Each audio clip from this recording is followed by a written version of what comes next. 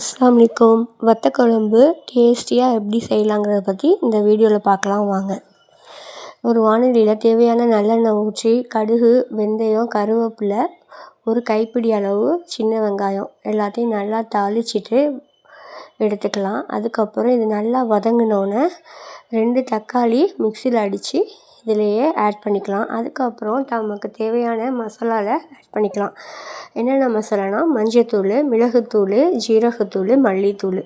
நீங்கள் உங்கள் காரத்துக்கு ஏற்ப மிளகு ஆட் பண்ணிக்கலாம். அதுக்கப்புறம் மல்லித்தூள் தேவையான அளவு ஆட் பண்ணிக்கலாம்.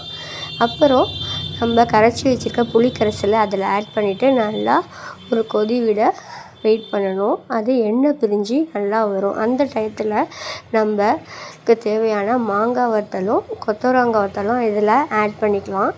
ஆட் பண்ணோன்னே ஒரு 5 மினிட்ஸ் வெயிட் பண்ணிவிட்டு அதுக்கப்புறம் ஒரு சிறிய துண்டு வெல்லம் ஆட் பண்ணி ஒரு 2 மினிட்ஸ் கொதிக்க விட்டுட்டு இறக்குனா நம்மளுடைய வத்தக்குழம்பு ரெடி ஆகிடும்.